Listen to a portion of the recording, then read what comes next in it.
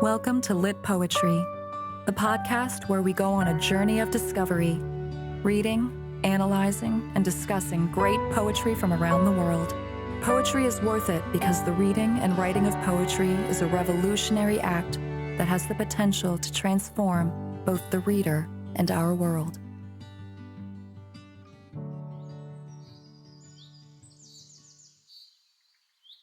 Let's start today's episode by reading a section from John Steinbeck's really famous novel of Mice and Men, which borrows its title from a particular line in the poem that we're about to read today on Lit Poetry. George had been listening to the distant sounds. For a moment he was businesslike. "Look across the river, Lenny, and I'll tell you so you can almost see it." Lenny turned his head and looked across the pool and up the darkening slopes of the Gavilands. "We're going to get a little place," George began. He reached in his side pocket and brought out Carlson's Luger. He snapped off the safety, and the hand and gun lay on the ground beside Lenny's back. He looked at the back of Lenny's head, at the place where the spine and the skull were joined. A man's voice came up the river, and another man's answered. "Go on," said Lenny. George raised the gun and his hand shook, and he dropped his hand to the ground again. "Go on," said Lenny. "How's it going to be? We're going to get a little place?" "We'll have a cow," said George, "and we'll have maybe a pig and chickens, and down the flat we'll have a little piece of alfalfa." "For the rabbits." "For the rabbits," George repeated. "And I get to tend the rabbits." "And you get to tend the rabbits." Lenny giggled with happiness. "And live on the fat of the land." "Yeah." Lenny turned his head. "No, Lenny. Look down there across the river, like you can almost see the place." Lenny obeyed him. George looked down at the gun. There was crashing footsteps in the brush now. George turned and looked towards them. "Go on, George. When we going to do it?" "Gonna do it soon." "Me and you." "You and me. Everybody gonna be nice to you. Ain't gonna be no more trouble. Nobody gonna hurt nobody or steal from 'em." Lenny said, "I thought you was mad at me, George." "No," said George. "No, Lenny, I ain't mad. I never been mad, and I ain't now. That's a thing I want you to know." The voices came close now. George raised the gun and listened to the voices. Lenny begged, "Let's do it now. Let's get that place now." "Sure, right now. We gotta. And George raised the gun and steadied it, and he brought the muzzle of it close to the back of Lenny's head. The hand shook violently, but his face set and his hand steadied. He pulled the trigger. The crash of the shot rolled up the hills and rolled down again. Lenny jarred and then settled slowly forward to the sand, and he lay without quivering. George shivered and looked at the gun, and then he threw it from him, back up on the bank near the pile of old ashes. So why have I read this passage today? Well, it's because all too often the best laid plans of mice and men gang affaglae, meaning they often go astray and amount to nothing. And that, my dear listeners, is one of the central themes in today's poem. May I introduce you to a Mouse by Robert Burns, read to you by the forever wonderful Bill Connelly.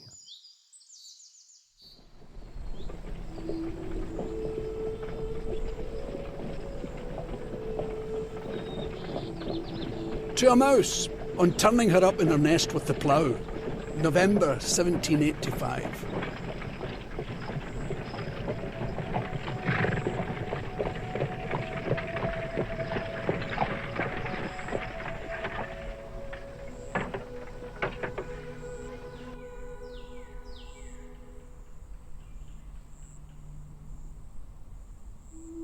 Wee sleekit coor and timorous beastie over a panics in thy breastie. They needna start a war sae hasty wi' bicker and brattle. I would be laith to rin and chase thee wi' murdering pattle. I'm truly sorry man's dominion has broken nature's social union and justifies that ill opinion which makes thee startle at me, thy poor earth-born companion and fellow mortal. I doubt na whiles but thou may thieve. What then? Poor beastie, thou mun live. A Damon Icarin a thraves a sma request. I'll get a blessing with a lave and never missed. Thy wee bit hussy too in ruin.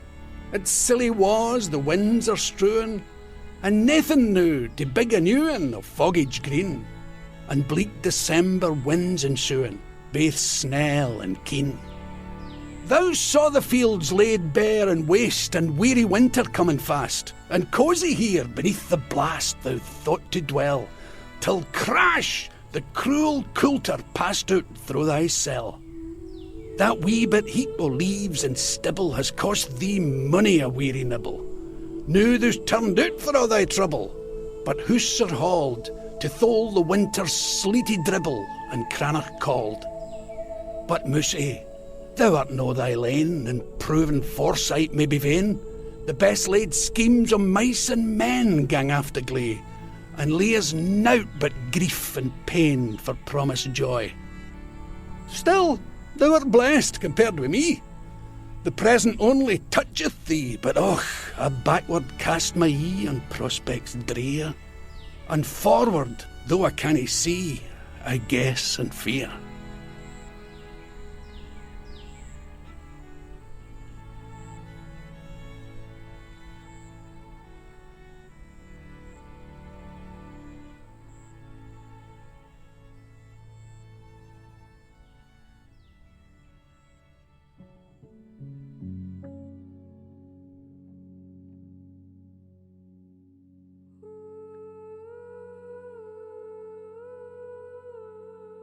So I want to begin this podcast by exploring the historical context of the poem. Robert Burns was popular and renowned for the down-to-earth language of his poems, a blend of formal English and Scottish dialect. This unique fusion of everyday language can be clearly seen in the poem To a Mouse, especially in phrases like man's dominion and bickering brattle. Burns' style, combined with his passion for farming, gave him the label of the heaven-taught ploughman. While his formal education was not significant, Burns had two qualities that made him an excellent poet: his natural genius and the fact that he was an autodidact who was widely read. Burns was a discerning reader of poetry with a sharp eye for detail, and he used and transformed a variety of the poetic sources he came upon to inspire and inform his own work. An interesting side note here is that To a Mouse itself went on to inspire other writers. A number of novels and poems have taken borrowed lines from this poem. The most famous, as I pointed out in the opening of this podcast, is John Steinbeck's classic 1937 novel Of Mice and Men. Within the poem, the narrator describes the events of accidentally destroying a mouse's nest with his plough, consigning the mouse to a more precarious future of homelessness. This kind of event and its consequences mirrors the types of social upheavals going on at the time of Burns's writing. More to the point, the mouse can be seen as facing an event also experienced by peasant farmers at the same historical time that Burns was writing. Before Burns's time in past centuries, individuals without their own land could graze their animals for free on common land. This system changed in the 1700s. Scottish landowners used advances in agricultural science and technology, including the English plough, to make farming more efficient. They enclosed or took over common land so that poorer individuals could no longer use this land to make a living. In Burns's time, thousands of farmers were forced to leave their homes in Scotland. The poem's speaker, with his plough, embodies the advancements of this agricultural revolution. The mouse, on the other hand, embodies those people who lost their homes and livelihoods at the same time. The mouse could also embody, metaphorically, those disenfranchised people who once survived in Scotland by what is referred to as gleaning, but who were no longer afforded the opportunity to do so. Gleaning is when food is gathered from what remains in the field after a farmer has collected his or her harvest. In the Hebrew Bible, God promises to bless the farmers who allow the poor to glean leftover produce from their harvested crops. Burns, of course, hailed from a long line of poor farmers. During the period when he wrote To a Mouse, Burns himself was under threat of losing his farm due to failed crops and debt. As a poor farmer, Burns developed a sense of solidarity for the hungry poor and for farmers displaced from their homes. This concerned disposition for others is a hallmark of much of his work.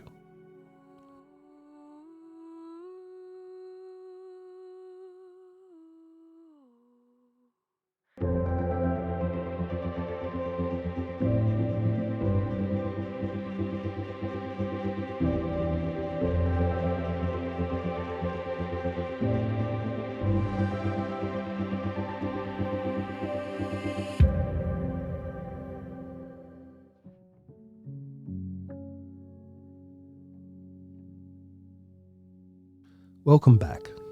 At this point in the podcast, I want to turn our attention to a couple of the themes in the poem, the first of which deals with the relationship between animals and people. This theme comes into focus as soon as the mouse's nest is destroyed by the narrator's plough. These two beings, both mortal, are both products of the natural world and subject to random changes in the environment around them. Both are prone to being vulnerable within a sometimes harsh and unpredictable world. Due to this common ground of experience, the poem argues that people would do well to show care to their fellow creatures, no matter what their size or stature. And yet, while they share many things in common, unlike an animal such as a mouse, a human being is gifted and cursed by their awareness of their past, present, and future suffering, while other creatures in the natural order live more or less in the moment. By directly mentioning in the poem nature's social union, the poem's narrator explains how humans and other living creatures are both part of nature and forced to live lives of competition and survival. In other words, both species have physical needs they fight to meet. Added to this, they are both vulnerable to injury and death. This is why the speaker calls himself the mouse's fellow mortal. Both mouse and man are also prone to loss and homelessness. After ploughing through the mouse's home, the narrator contemplates the suffering that he has visited upon the mouse, who will now be subject to winter's driving cold, the winter's sleety dribble and chronic cold. In the end, the mouse's predicament pushes the speaker to think about how all living creatures, mice and men alike, are subject to grief and pain in a volatile world where their strategies and schemes often fall over. The speaker's knowledge of the universal suffering that unites all beings results in the speaker's call to be sympathetic to all living creatures. The mouse may, as the poem suggests, thieve, but this doesn't anger the speaker because the mouse maun live. In other words, the mouse has to steal food to ensure its survival. Rather than taking the mouse's life with murdering prattle, the speaker is willing to bestow on the mouse its small request of food. He even believes he'll be blessed if he shares his food with the mouse, implying that God intended humans to show compassion towards animals. And this connects the poem back to the old Christian practice regarding the gleaning of crops, as outlined earlier.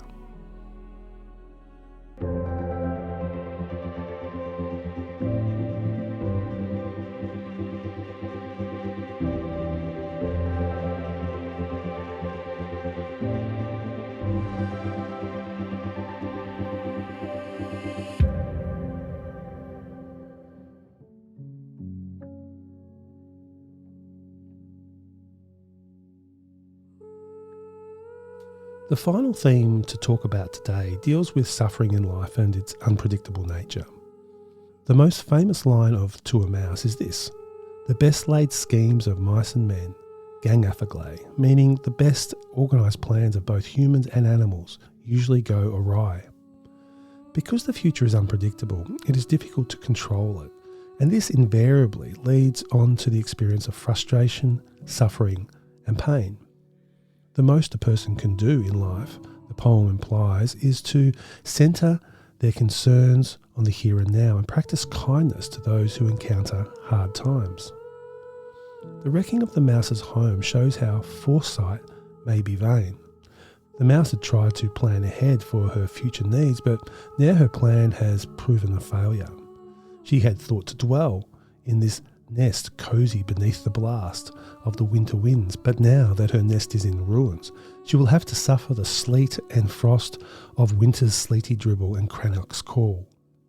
The mouse's situation illustrates the general way that life's unpredictability ruins the promised joy that creatures hope and plan for, and often leaves them with nothing but grief and pain. Of course, it is important to note here that the speaker adds that the mouse is blessed in one way that a human isn't. Generally speaking, it is affected only by the present circumstance. The mouse has a limited capacity to recognise what future pain might be lying in wait for them. In other words, for the mouse, the anticipation and fear of the future is not as brutal as it is with a human. One of the biggest problems for human beings is their tendency to live in the past or the future, rather than mindfully in the present. When the speaker looks backwards at the past, he finds painful memories and prospects drear. And when he looks forward to the future, he says, "Though I cannot see, I guess and fear." In other words, anxiety flows from this insidious state of mind.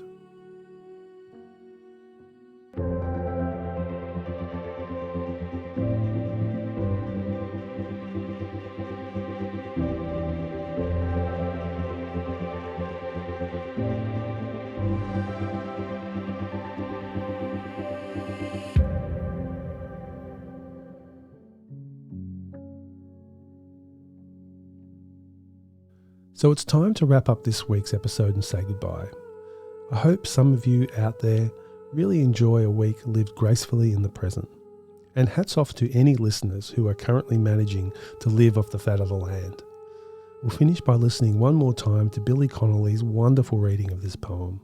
I'll see you next week.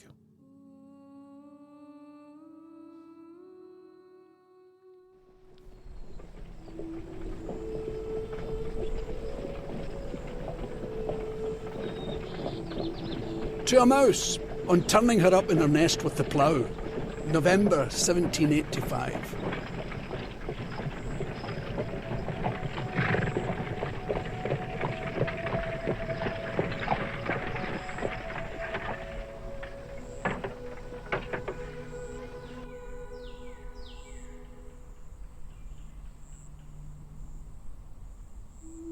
Wee sleekit coor and timorous beastie over a panics in thy breastie.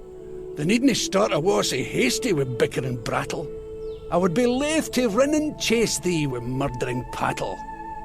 I'm truly sorry man's dominion has broken nature's social union and justifies that ill opinion which makes thee startle at me, thy poor earth-born companion and fellow mortal. I doubt na whiles but thou may thieve. What then? Poor beastie, thou mun live. A dame and icker in a thrave's a sma request. I'll get a blessing with a lave and never missed. Thy wee bit hussy too in ruin. It's silly was the winds are strewing, and naething now to big a new one of foggage green, and bleak December winds ensuing, baith snell and keen. Thou saw the fields laid bare and waste, and weary winter coming fast, and cosy here beneath the blast thou thought to dwell, till crash the cruel coulter passed out through thy cell. That wee bit heap o' leaves and stibble has cost thee money a weary nibble. Now thou's turned out for all thy trouble, but who's are hauled to thole the winter's sleety dribble and cranach called. But Mousey, thou art no thy lane, and proven foresight may be vain. The best laid schemes o' mice and men gang after glee, and lees nought but grief and pain for promised joy.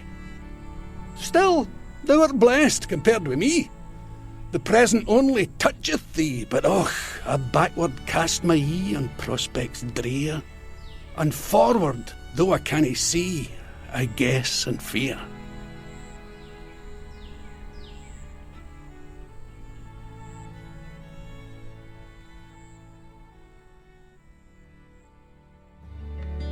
You've been listening to the Lit Poetry Podcast, presented by James Laidler. For more podcasts, poetry videos, and other useful resources, visit our website at www.litpoetry.com. Thanks for listening.